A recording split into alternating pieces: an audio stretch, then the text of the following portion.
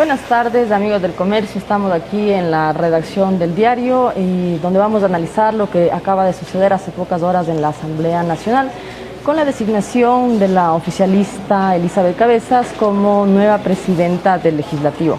Nos acompañan esta tarde aquí en la redacción del comercio Marcelo Espinel del Observatorio Legislativo y el abogado constitucionalista Ismael Quintana, con quienes vamos a debatir los hechos de este mediodía. Buenas tardes, bienvenidos.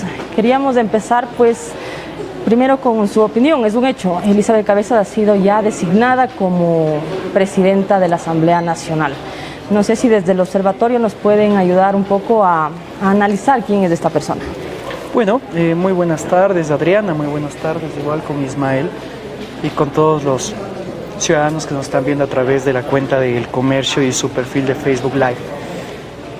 Bueno, Elizabeth Cabezas ha venido ejerciendo su labor como legisladora precisamente en este periodo, el 2017-2021, pero ha sido una política con amplia trayectoria. Recordemos su paso dentro de la asesoría en la alcaldía de Paco Moncayo, asimismo su paso como concejal en el periodo 2009-2013, junto con la administración de Barrera, y finalmente su paso dentro de varios ministerios, así como secretaria de despacho del vicepresidente Glass, que fueron cargos entre políticos y cargos de designación directa de autoridades. Dentro de este periodo legislativo, Elizabeth Cabezas fue electa por el Distrito Sur de la provincia de Pichincha, específicamente del Distrito Metropolitano de Quito. Es miembro de la Comisión de Gobiernos Autónomos, Descentralización, Competencia y Organización Territorial. Y dos puntos importantes tal vez que pueden demostrar su peso político durante este periodo legislativo es la presidencia de la Comisión Ocasional de Transporte, Tránsito y Seguridad Vial y sobre todo su pertenencia a la Comisión Ocasional para el análisis de la consulta popular de 2018. Dentro de un análisis estrictamente político se puede evidenciar que ha sido una militante del movimiento Alianza País con bastante peso dentro de la organización, de tal manera que está ocupando estos cargos. Dentro de los indicadores cuantitativos que levantamos en el observatorio se puede observar que de un total de 243 votaciones, en 164 de ellas ella estuvo presente, existieron 43 ausencias a votaciones y 36 votaciones realizadas por el suplente. No existen proyectos de ley presentados por la legisladora y tampoco se registran solicitudes de información dentro de su labor fiscalizadora en la Asamblea Nacional. Dentro del perfil de radiografía política es necesario destacar el paso que ella tuvo por el movimiento Alianza País, que ya lo comentamos, así como también su paso por la función privada. La función privada ha estado relacionada precisamente a empresas y sobre todo al sector de la banca, en la cual ella ha ejercido su profesión relacionada a las finanzas y a la economía.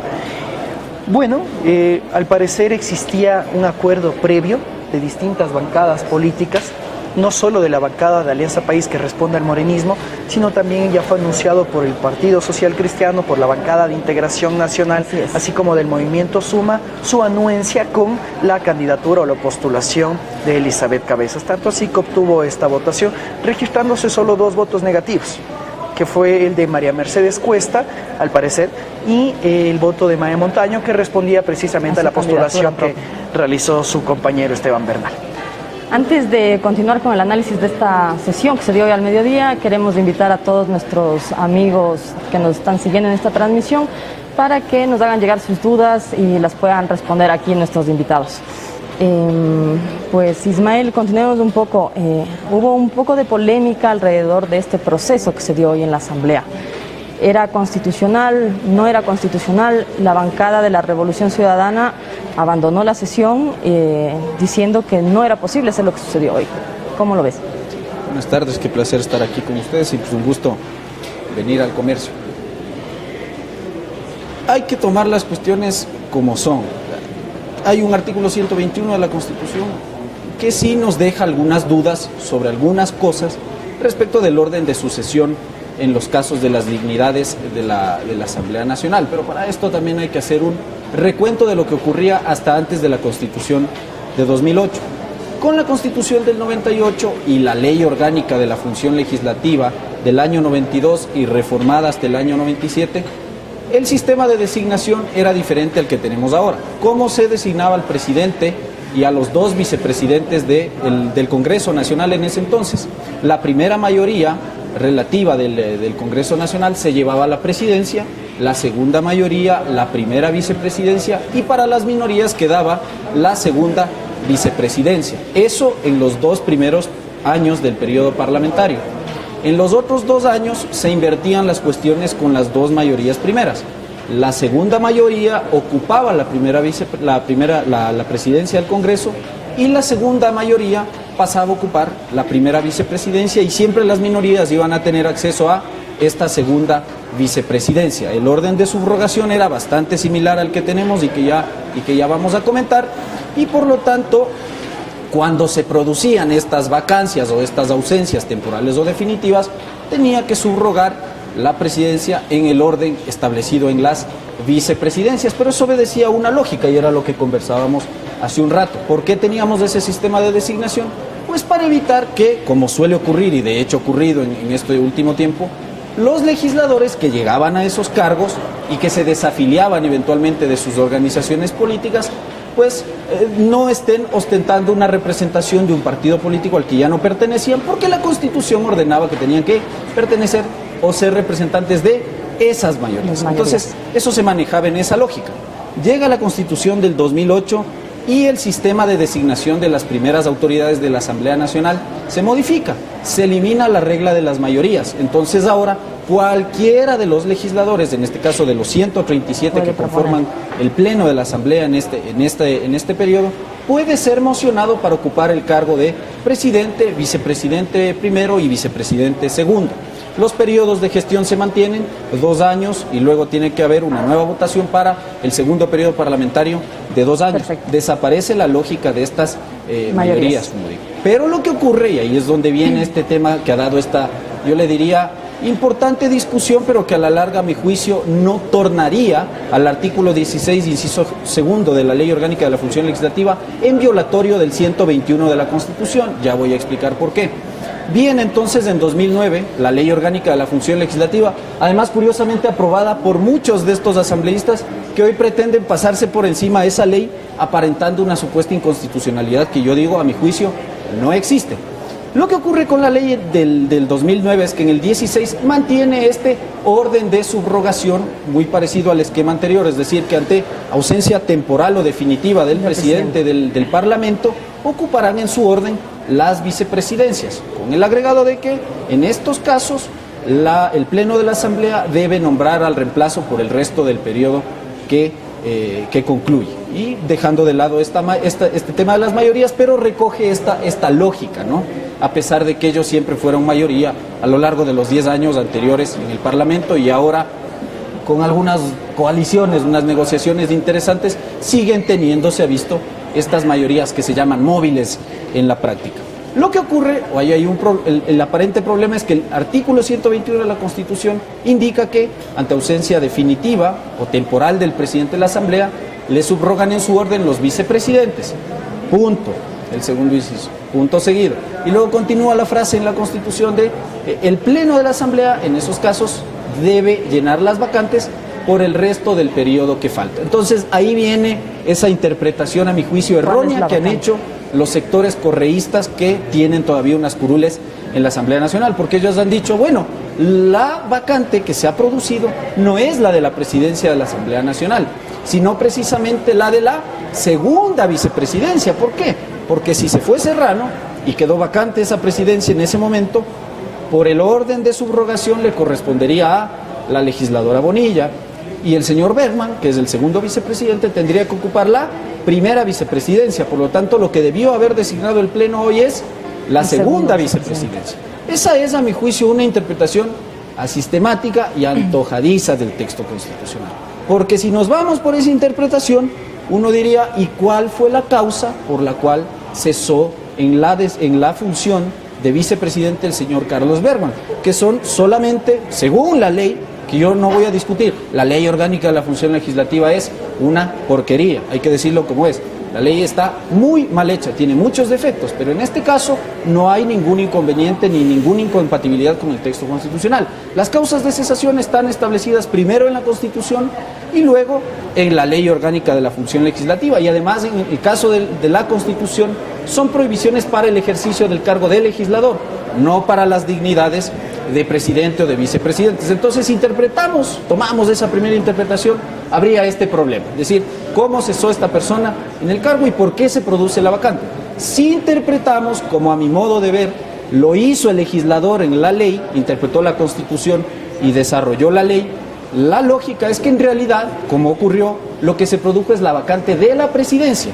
Y esa es la que por hay que lo tanto, reemplazar. el 16, inciso segundo, lo que hace es desarrollar y aclarar algunas cosas que no dice la Constitución.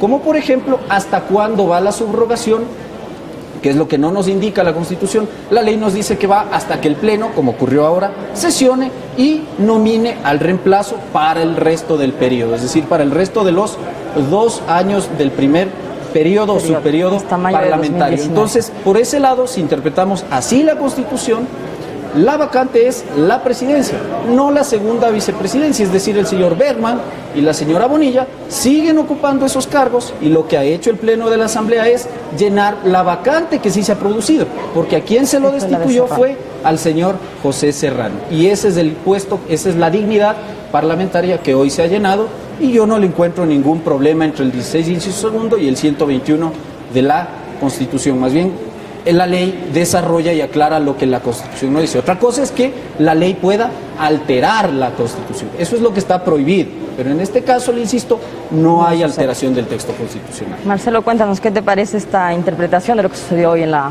Asamblea Nacional?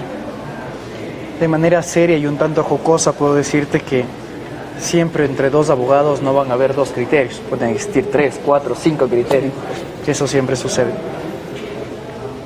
La norma primaria, la norma fundamental es la Constitución.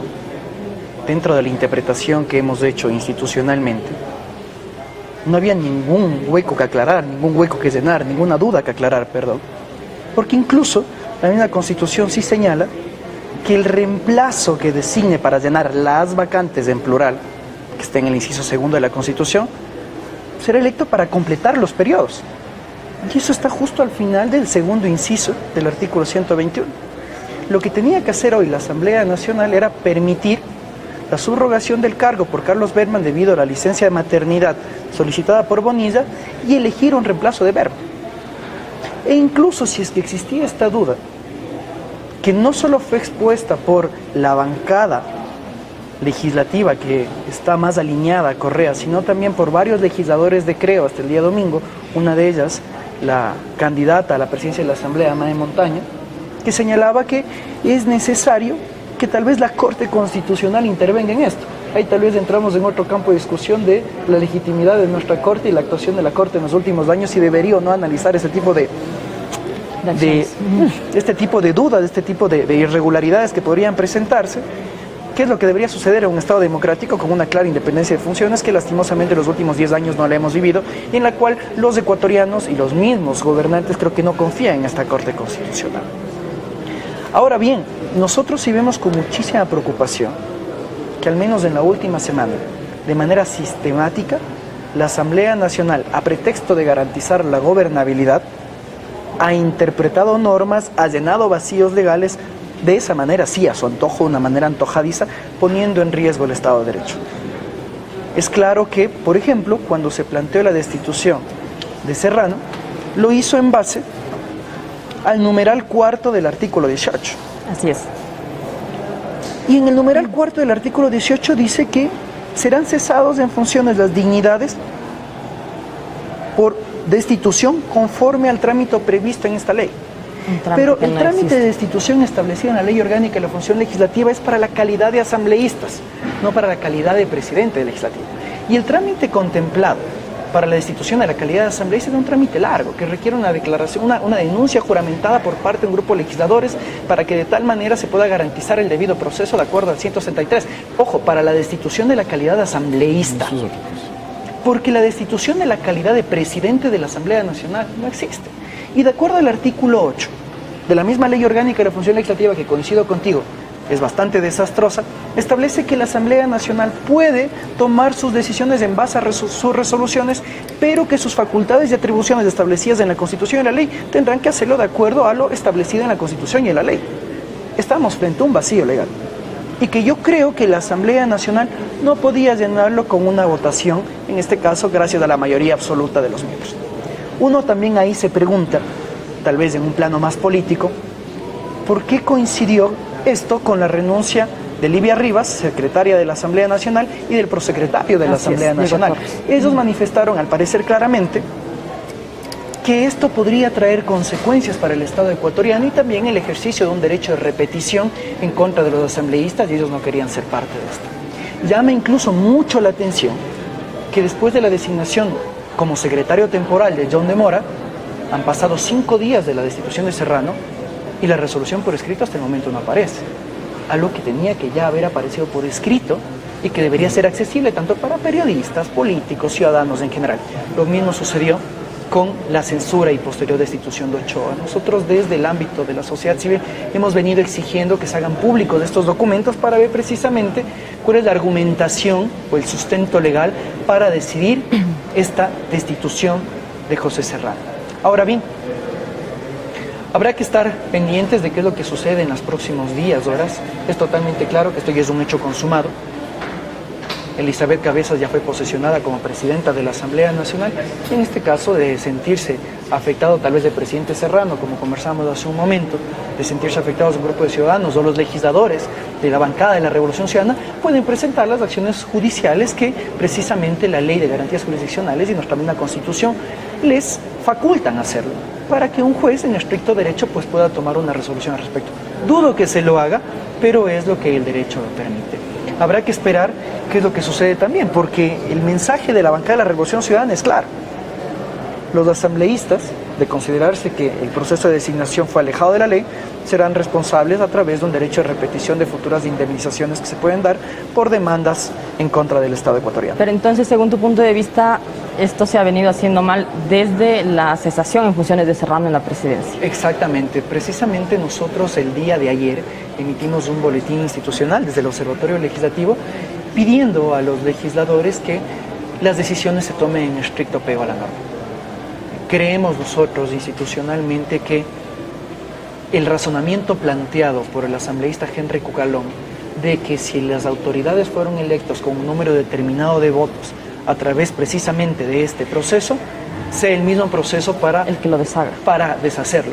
Cuidado, que también, y ahí tal vez uno entiende la posición de Creo del día domingo que les comenté, que a través de esta inclusión en el orden del día, de que a través de una resolución se vuelvan a elegir a las dignidades de la Asamblea Nacional y la integración de las comisiones, se utiliza el mismo razonamiento, de que así como fueron decididas a través de la votación de una mayoría absoluta, también su desintegración y nueva integración se pueda decir a través de una mayoría absoluta, cuando no es un proceso contemplado dentro de la ley orgánica de la función legislativa.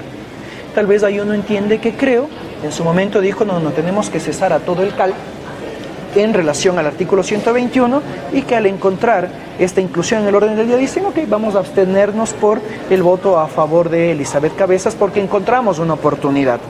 Habrá que ver cómo se resuelve esto en el pasar de los días y si es que de una u otra manera sigue apegado o no a la norma esta reintegración de las comisiones, elección de nuevas dignidades, que supongo que a pesar de que habla en plural, la elección de nuevas dignidades no contemplará al presidente de la Asamblea, a la presidenta ahora, no contemplará a Luis Fernando Torres, a Patricio Donoso, a Verónica Arias. Entonces, creo que hay que ser muy cuidadosos y ver también qué es lo que puede suceder en los siguientes días, ¿no?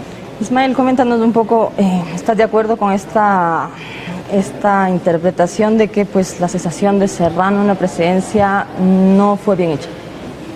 Yo ahí debo discrepar, de nuevo. Siempre es bueno discrepar porque se hacen aburridas estas intervenciones cuando todos estamos de acuerdo.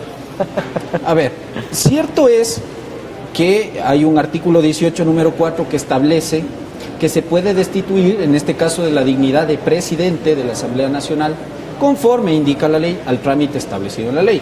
Si uno abre la ley de la función legislativa mal hecha, no hay ese trámite. En eso nadie va a discutir, ¿ya? El único trámite que se establece parlamentario para cesar en el cargo de legislador, no de presidente de la Asamblea Nacional o de vicepresidente o de vocales del CAL, es en los casos en que el legislador, en el ejercicio de sus funciones, incurre en las prohibiciones establecidas en el 127 de la Constitución y luego en el 163 de la Ley Orgánica de la Función Legislativa. Para esos casos sí hay un trámite específico, que es precisamente el que tú señalabas y que no podía ser aplicable a este otro caso. Exactamente. Por eso es que, como también tú bien anotabas, el artículo 8 de la Ley de la Función Legislativa establece que para los casos que no requieran de la aprobación de una ley, ¿no es cierto?, lo que se debe hacer es un solo debate y mayoría simple de votos, es decir, de los asistentes a la sesión. Punto. Eso es lo que se hizo. ¿Violación a la ley? No hay. Cierto es que al legislador se le olvidó en el año 2009 desarrollar un trámite sancionatorio para destituir del cargo a las primeras autoridades de la Asamblea Nacional. Pero eso no convierte en ilegítimo lo actuado por el Pleno del Parlamento. Es decir, tiene la norma general. Todo lo que no se haga conforme a los trámites establecidos ahí, procedimientos ordinarios de creación y formación de la ley y el resto de trámites que se establecen ahí, como por ejemplo el trámite de la reforma parcial a la Constitución y ese tipo de cuestiones, se hacen o se adoptan a través de, 1, resoluciones parlamentarias, que fue lo que ocurrió el viernes; 2, en un solo debate, que fue lo que ocurrió el viernes; y 3, por mayoría simple de votos, que fue también lo que ocurrió el viernes. Entonces, si el día de mañana el expresidente Serrano se lanza una acción de protección impugnando ese acto parlamentario, yo le diría que hay bastantes causales de improcedencia para que un juez en el auto de admisión le niegue al trámite la cuestión, y si le admite, le rechacen sentencia por improcedente. ¿Por qué? Violación a derechos fundamentales no hay. El señor tuvo más o menos 2 o 3 horas para ejercer su derecho a la defensa y presentar los descargos pertinentes. Lo hizo, fue escuchado, se cumplió el trámite. Alegar entonces violación a la legalidad del procedimiento o violaciones al debido proceso, como el caso del derecho a la defensa, no cabría. Por lo tanto, no habría lugar a una acción de protección, porque además ahí se discute si en realidad esto es un acto de los que podrían ser impugnados, por ejemplo, a través de una acción de protección, porque ahí se discute, y en la jurisprudencia del Tribunal Constitucional, yo me acuerdo, harto se discutía este tema de si son actos políticos que no son impugnables a través de las garantías de protección de derechos, o si en realidad se trata de un acto de autoridad judicial que podría ser impugnable a través de esta garantía. Entonces, el trámite de destitución, a mi juicio, cumple con los parámetros defectuosos, malos, todo lo que queramos decir respecto de esta ley, pero que tiene la norma del 8. Punto. Entonces, sí me llama a mí la atención y me causa sorpresa que quienes redactaron e hicieron esa norma en el 2009 ahora pretendan verla mal. Si tanto la vieron mal, si tanto defecto había, entonces estas cosas hay que corregirlas. Y ojalá se corrija luego de que hemos tenido que atravesar estos problemas. Y luego sí quiero aclarar una cuestión. El vacío que hay en el artículo 121 de la Constitución respecto del régimen de subrogaciones parlamentarias no es en el tema de hasta cuándo opera el reemplazo designado por el Pleno de la Asamblea. Está clarísimo, está en la Constitución y está en la ley. Es hasta cuándo operan estas subrogaciones de pleno derecho de los vicepresidentes. Eso es lo que no dice la Constitución. Lo que la Constitución dice es, le subrogarán al presidente los vicepresidentes en su orden. ¿Qué es lo que dice la ley? Lo subrogarán ante ausencia temporal y definitiva los vicepresidentes en su orden hasta que el Pleno sesione y designe a su reemplazo, quienes actuarán hasta culminar el periodo por el que fue designado el reemplazado. Entonces, ese es el vacío que tenía la Constitución, que tiene la Constitución y que aclara la ley. Por eso, a mi juicio, no hay inconstitucionalidad. ¿Sí? La ley está para desarrollar la Constitución. La ley no está para alterarla, eso está clarísimo.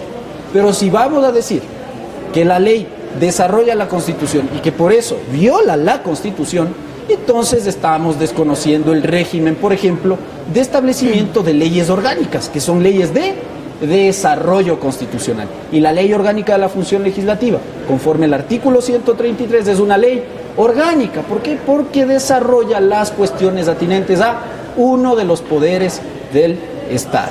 Entonces, nada más, por ahí, esa es otra cuestión, otro punto que quería aclarar. Ese es el vacío de la Constitución.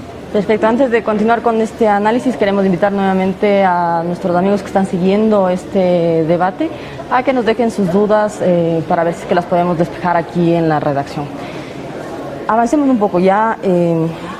Los hechos se han dado, hay que esperar evidentemente a ver si es que el expresidente Serrano toma o no toma alguna acción, ver también qué es lo que decide hacer la bancada de este nuevo movimiento que se está intentando crear de la revolución alfarista. Y pues queda un punto pendiente dos puntos pendientes en la sesión en el orden del día de la sesión. Uno de esos es la moción que se planteó de debatir la reestructuración de toda la Asamblea Nacional. La sesión se suspendió, no se sabe todavía si es que se la retomará o cuándo. No sé, Marcelo, si nos puedes dar tu opinión ahí de qué tan pertinente es reestructurar toda la Asamblea. Hay algunos bloques que han dicho que sería crear caos, hay otros que no. ¿Qué se debería hacer? Bueno, partamos primero de un análisis jurídico. El artículo 8, que hacía mención Ismael, sobre las resoluciones, te dice de manera específica que las resoluciones del Pleno, o más bien el Pleno de la Asamblea Nacional, aprobará por mayoría simple y en un solo debate sus acuerdos o resoluciones. Pero que la expedición, reforma, derogación, interpretación de normas de carácter generalmente obligatorio, así como el resto de las facultades previstas en la Constitución de la República, se lo realizará de conformidad con lo dispuesto en la Constitución de la República y la ley. Y el problema que nosotros encontramos es que dentro de las facultades y atribuciones que tiene la Asamblea Nacional no se encuentra la de reintegrar comisiones, la de disolver comisiones. Entonces estamos haciendo una interpretación analógica en la que si es que las comisiones fueron integradas con el voto de una mayoría absoluta, también pueden ser disueltas bajo la misma razón. Y esa es la interpretación que ha venido haciendo la bancada social cristiana, sobre todo. Al parecer, ese es el interés ya no de los socialcristianos, y aquí viene el análisis político, sino de la bancada de Creo y también de la bancada de la Integración Nacional. Esto bajo el razonamiento de que las comisiones tales y como están integradas actualmente no están respondiendo a los intereses del Estado. El mismo asambleísta Raúl Tello, que fue el que propuso esta resolución, decía que la integración de las comisiones no responde incluso a los intereses amazónicos porque hay una representación inequitativa dentro del Consejo de Administración Legislativa de los representantes amazónicos y que por esto es necesario reintegrarlos.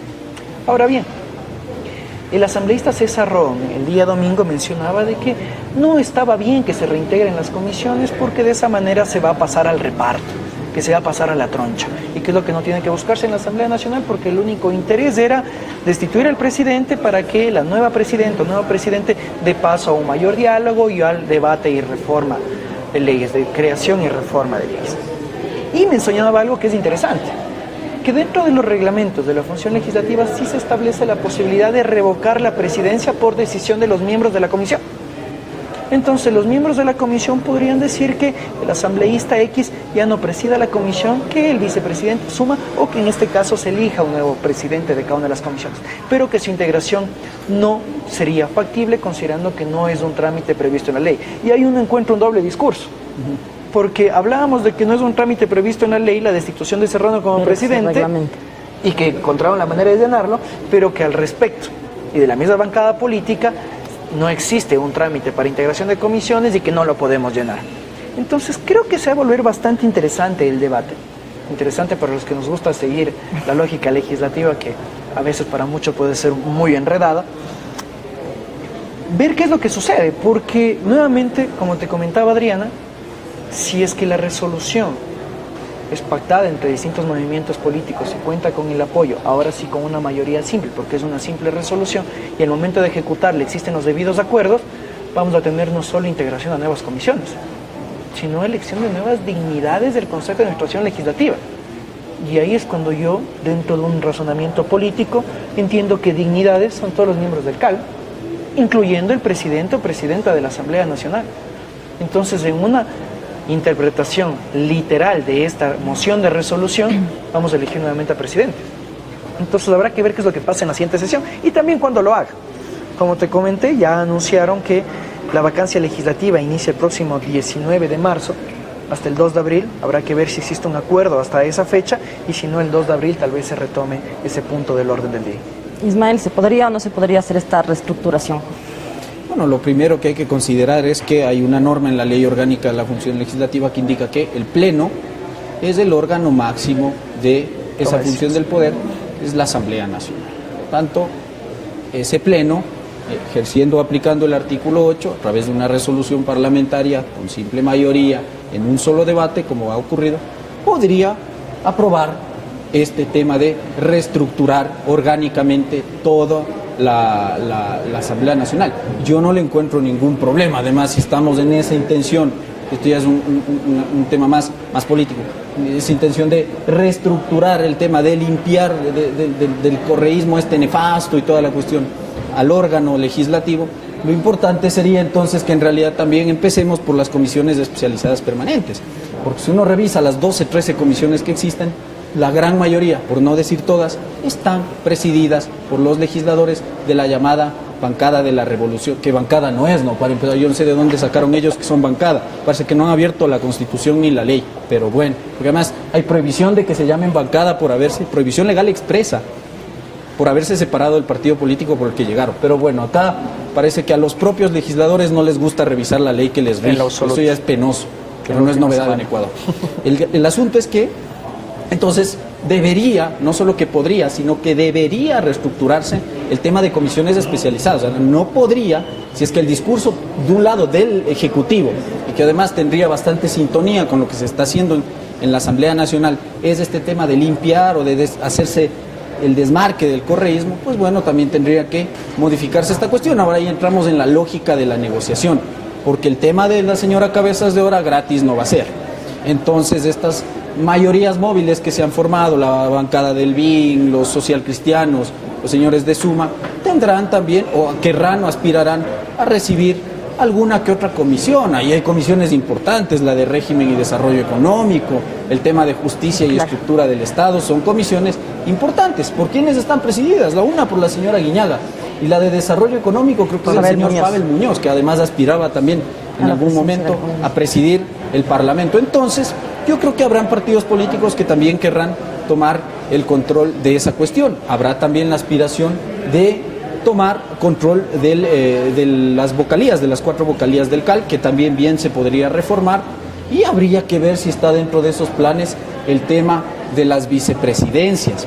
Ahí tendría, yo le insisto, tendría que presentarse una causal para la destitución de la dignidad.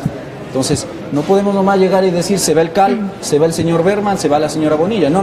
A ver, vamos a sesionar, vamos a votar y por último los vamos a destituir. Razón para destituir, habrá que ver cuál se inventan, porque hasta habrá aquí... que ver si es necesario destituirlos. Habrá que ver. Entendería yo que no. Yo diría que en la lógica que se está manejando el Parlamento hoy por hoy, las vicepresidencias y las 4 vocalías del CAL tendrían que quedar... Tal vez 2 no, que son las que están en la bancada de la Revolución Ciudadana. Bueno, podría ocurrir Arias ahí el señor y Solís. Arias, Solís, y veamos el tema de la indecisión de Bonilla, que es otra cuestión que está por analizarse. Y lo que yo creo que importa bastante es el tema de las comisiones especializadas permanentes. Ahí habrá que ver qué va a ocurrir si en realidad el morenismo y el jefe del Estado, que es el que continuamente convoca a sus parlamentarios a las reuniones a puerta cerrada en el Palacio de Carondelet, va a permitir que las otras posiciones políticas también compartan la torta, como se dice, la torta legislativa. Y lo que yo digo es aquí, quien se está quedando fuera del juego es la bancada de Creo, que es la que un poco se ha desmarcado de este tema. Entonces el resto entran en el negocio y yo creo que ahí los parlamentarios de Creo son los que saldrían perdiendo. Yo veo muy difícil, así como vi imposible que la señora Montaño, por más que a mí en lo personal me gustaba el perfil de ella para la presidencia de la Asamblea, la veía imposible que alcance los votos. Eso es ilógico, ¿no? En una democracia así, donde hoy era la oportunidad para que la oposición, en realidad, y por oposición aquí tendríamos que llamar, claro, a PSC, Suma y Creo, que es lo que se podía llamar oposición hasta hace unos tiempos, se tomen el control del Parlamento, y yo diría desde ahí poder hacerle contrapeso al Ejecutivo. Vea que el negocio político se da la vuelta y hoy gran parte de lo que llamábamos oposición en realidad es clarísimo que está al lado del oficialismo, del nuevo oficialismo, y lo poco que podríamos llamar oposición se está quedando fuera del juego parlamentario. Un poco para ir cerrando, el momento en el que hablamos de una reestructuración y hablamos en particular de las comisiones, ¿esto implica volver a reubicar a todos los asambleístas en comisiones o solamente cesar a las autoridades de las comisiones y que se reelijan esas autoridades? Quisiera retomar lo que dijo Ismael, con lo que sí estoy de acuerdo. Creo que desde la semana pasada el debate en el ámbito jurídico se agotó. La mayor motivación para la toma de decisiones en la Asamblea responde a un espectro político, claramente político. Y dentro de esta necesidad política, dentro de esta motivación política, claro que era necesario deshacerse de la figura de José Serrano a la presidencia de la legislatura por la filtración del audio con el excontralor Polito. Políticamente también era necesario iniciar el enjuiciamiento o el proceso de enjuiciamiento político en contra del fiscal Mancheno. Y políticamente es necesario reintegrar las comisiones. Comisiones que no han dado los resultados esperados, comisiones que no están trabajando. La misma Comisión de Educación, presidida por Augusto Espinosa, que el día de hoy renunció a la presidencia de la comisión, que precisamente no podía avanzar en el tratamiento normativo. Creo que Elizabeth Cabezas ya hizo un anuncio muy claro en su discurso de oposición. Sí. Es necesario tratar las reformas a la ley de comunicación, una ley de temas interculturales, es necesario pensar en reformas tributarias para atraer la inversión y la confianza, etcétera, etcétera.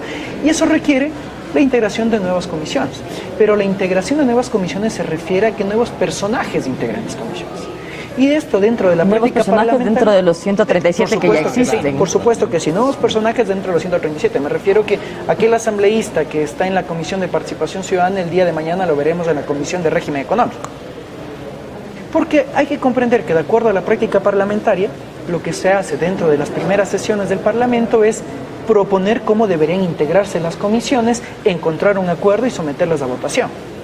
Entonces, esperemos que este acuerdo se pueda dar pronto por la gobernabilidad que debería existir dentro de la Asamblea Nacional, por la prioridad en el tratamiento de leyes, y que no suceda como en la votación de los suplentes del Consejo de Participación Ciudadana Transitorio, que hasta el momento la Asamblea Nacional no logra ponerse de acuerdo, que no lo han votado. Y un punto adicional y final: cuidado, no confundamos la gobernabilidad, la buena relación entre comillas de la articulación que debe existir entre el Ejecutivo y el Legislativo, con la debida independencia de funciones que tiene que existir.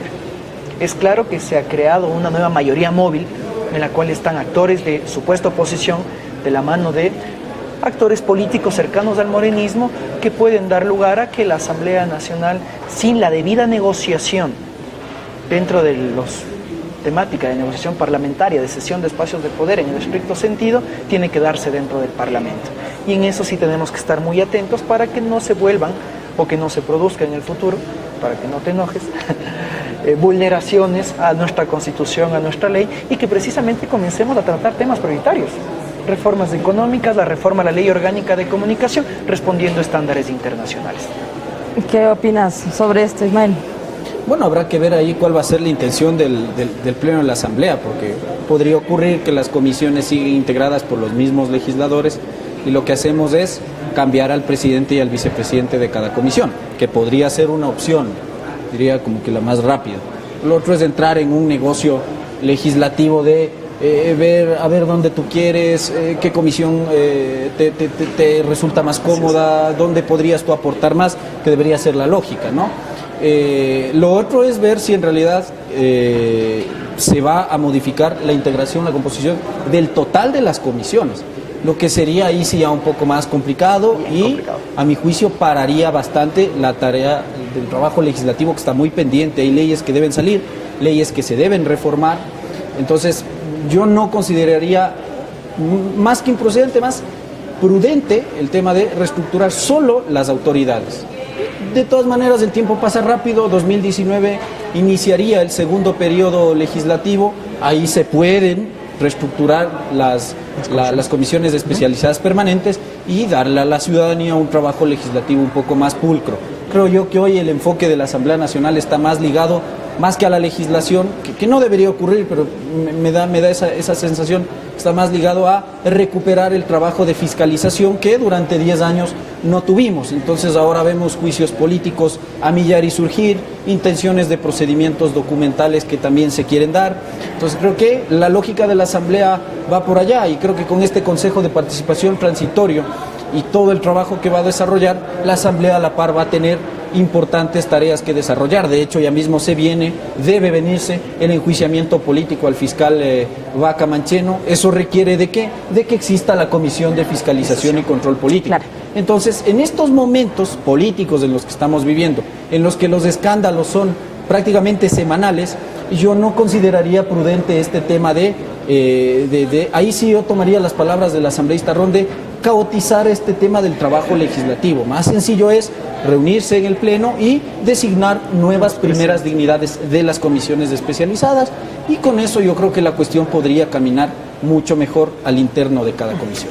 Ahora bien, yo creo que también hay que ver una ventana de oportunidad que se abre con esta mayoría móvil, llamémoslo así. Recordemos que la única ley que vetó totalmente el presidente Moreno fue precisamente la ley reformatoria, la ley orgánica de la función legislativa, que fue aprobada en el periodo legislativo pasado. Entonces, aprovechemos esta ventana de oportunidad en la cual se han evidenciado un sinnúmero de vacíos dentro de la ley. Ya mismo transcurre el año con el cual la Asamblea no puede tratar este proyecto de ley, y es necesario nuevamente enfocarnos en reformas a la ley orgánica de la función legislativa, sobre todo en un aspecto que creemos nosotros que es esencial, que es fundamental, que es tratar de devolver la capacidad fiscalizadora individual de los legisladores. Recordarán ustedes que a los asambleístas ahora se les prohíbe, entre comillas, solicitar información de manera directa a los ministros, sino que tienen que hacerlo a través de la unidad técnica de fiscalización. Y es algo que de una u otra manera se ha constituido en un filtro para la fiscalización, y que una ley orgánica de la función legislativa debería no solo llenar los vacíos que hemos puesto en evidencia, sino también fortalecer este rol fiscalizador de la Asamblea Nacional. Esa debería entonces ser una tarea principal para que ellos puedan seguir avanzando en ambos trabajos, la legislación y la fiscalización. Exactamente, esa y varias leyes prioritarias más, como ya mencionó Ismael. Sí, lo que pasa es que en el periodo parlamentario anterior se presentaron, si la memoria no me falla, 6 o 7 proyectos de ley orgánica reformatoria a la ley orgánica de la función legislativa. Dieron paso a eso los señores que hoy se quejan de los supuestos vacíos y las supuestas inconstitucionalidades que presenta la ley de 2009. No, uno abre la página de la Asamblea Nacional, la sección donde se revisan cómo van avanzando los proyectos de ley, y ni siquiera recibieron calificación previa del CAN. Así nomás legisló la hoy bancada de los correístas o de la revolución alfarista. Entonces, no nos vengamos a quejar de lo que nosotros no hicimos o de lo que hicimos mal desde el año 2009. Esta ley merece ser mejorada, hay cosas que tienen que cambiar, hay cosas que tienen que aclararse, y la ciudadanía, yo creo que en general también merece que ya la Asamblea Nacional empiece a ofrecer productos legislativos. Desde el lado de la ciudadanía, por ejemplo, se habla de la ley de comunicación, estamos a las puertas de ver qué mismo nos van a proponer como ley orgánica reformatoria a la ley del Consejo de Participación Ciudadana. Hay temas importantes como el tema de escolaridad y menores y los abusos a los menores. Hay que ver qué va a pasar ahí con el Código Integral Penal, que también hay intentos de reforma, a la Ley Orgánica de Educación Intercultural, a la Ley Orgánica de Educación Superior, que también tiene ahí sus problemas. Yo le diría, incluso desde el lado de quienes litigamos en el ámbito constitucional, hay un montón de cuestiones que se deberían reformar en la Ley Orgánica de Garantías Jurisdiccionales, y así podríamos pasarnos aquí toda la tarde. Ahí el Código de la hay un punto que es ese tipo de interesante. Estamos frente a una Asamblea Nacional que es enfocado en fiscalizar, y que dentro del ámbito legislativo la ciudadanía exige reformas a las leyes aprobadas por el periodo legislativo anterior. Porque claramente se evidencia que existieron muchos errores en la creación de estas normas, en su aplicación, y que tienen que ser corregidos por el actual periodo legislativo. Lastimosamente, el famoso pentágono, al parecer, que tenía el presidente Correa, no dio los resultados esperados. Perfecto, muchísimas gracias Ismael, muchísimas gracias Marcelo, igual a ustedes amigos que nos han seguido esta tarde en este análisis precisamente de lo que está sucediendo en la Asamblea Nacional, y para cualquier información al respecto, por favor síganos de nuestra página web, y también para un análisis a mayor profundidad de este tema en la edición del Comercio de Papel del día de mañana. Buenas tardes.